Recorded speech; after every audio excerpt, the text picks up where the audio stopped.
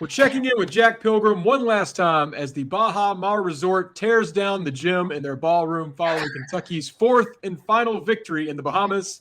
They beat the Bahamas national team 98-74 in the most challenging game to date. Now they're headed home back to Lexington for a week off to begin preseason play after that. But for now, we have to tie a bow on what we just saw as a stranger walks behind Jack and he laughs.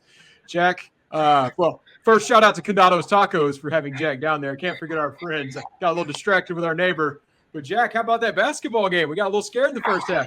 Yeah, how about that? It was about time. I had been falling asleep for the last couple of games. It's just, it is what it is. You expect an opponent to be something, and Carleton was not that last night. And I think we were waiting for something like this. We were waiting for competition that could, just rile up Kentucky a little bit.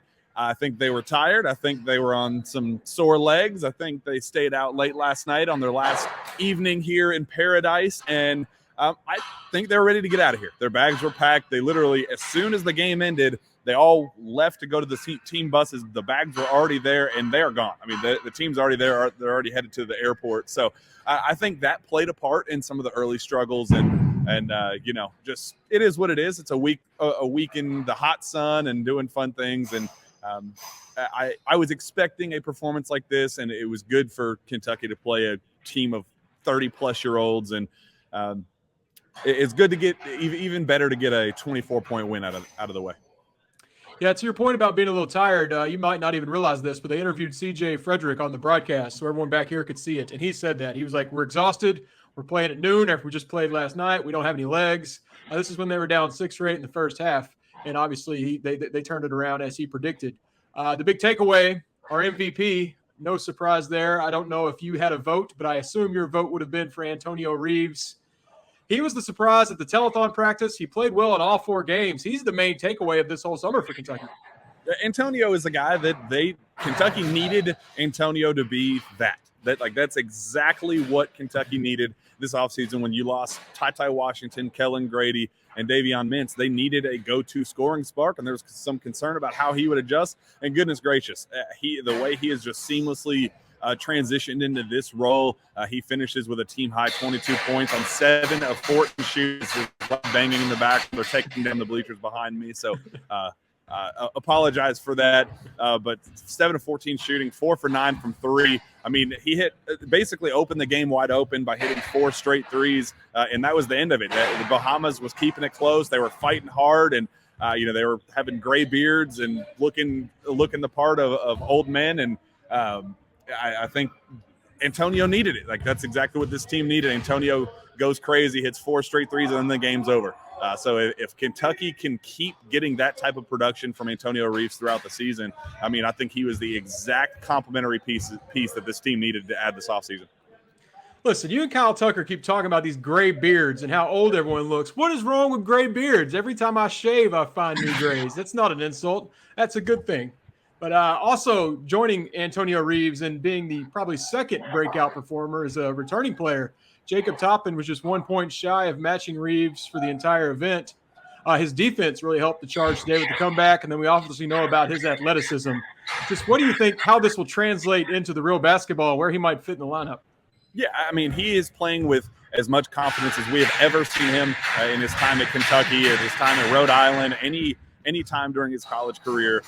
Jacob Toppin, we just haven't been able to see this. He has a newfound freedom now that Keon Brooks is out. He's knocking down shots. He's attacking the basket. He's finishing strong around the rim. He's throwing down crazy dunks. I mean, this is the type of player that Kentucky needs him to be. I think there's a lot of all SEC hype and what can he be? Can he be a lottery pick? Can he be a first round pick?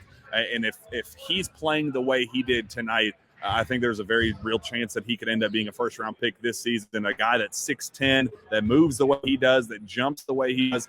If he's knocking down shots like that, I mean, get out of here. I mean, that's you can't ask for anything better from Jacob Toppin. If you're looking for a breakout performer, somebody that could be kind of the star of the team outside of Oscar Tshiebwe, I think Jacob Toppin could be that guy. Can you tell them to stop banging while we're doing this important video sponsored by our friends at Condado Taco? I know they have a resort to take care of and move on, but this is some very important stuff we're doing here, Jack. Yeah, I'm just I'm kidding. trying. Last night it was a 2-on-2 game where the dribbling. Now there's actually somebody now on the floor, and they're playing like a game of 21 or something. There's 3 of them playing together.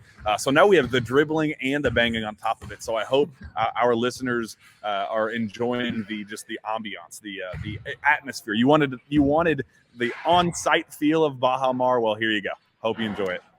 Yeah, we've gotten some good compliments on these, so we thank everyone for watching and for listening to your sources say. There's been good stuff there. What else has been at the scene there at this game today? Obviously, the competition was tough. Was the crowd what it was, or did some people head out being a Sunday? Like the players, I think the fans have had their fun. I think they're worn out from the sun and drinking late night every single evening and dancing and partying and having a good time. So the crowd was a little thin. I mean, it still as full as you would hope in an event like this, but definitely thinned out a little bit. There was not the packed 1,200 fan. I think that's the exact number that I got from Brooks Downing, who kind of put this event together. He told me that the first 3 games were 1,200 strong, sold out every single game. This afternoon, that was not the case, but we still got some Go Big Blue chants. We still got some crazy fans screaming and yelling and having a good time with it. It was still a phenomenal atmosphere, all things considered. After the game, you got one last scenic press conference there on the beach, which I am very jealous of. Talked to Coach Orlando Antigua, who got the win today, and some of his players. What did you take away from those conversations? Well, he made fun of me for not having a vertical, which I don't appreciate. So, if you're seeing this, I don't appreciate that, and I want you to know that. But no, it was cool. The vibes were cool. Another great win for O, and to add to his coaching book, he had the first one against the Dominican Republic to open the event, and then just had his tonight as well. So, great performance on his end. He's as fun as they come in terms of assistant coaches, and kind of like the personality that he brings to the bench for this Kentucky team. It also looked like Calipari, who has had a little bit of a week, had a lot of fun today. There was he signed school excuses for the kids in the crowd that cut class to go to the Bahamas. I believe, did he give a bottle of bourbon to the Prime Minister, and the Prime Minister was the why? Just, it looked like from back home what we could see, Calipari was really thriving in that environment today too. Yeah, and I thought it was really cool from day one. He told his team, he told himself in these team meetings in his suite, he said, we have a really cool opportunity here. We need to use it to the best of our abilities. We have a platform that nobody else gets. This is a second to none program.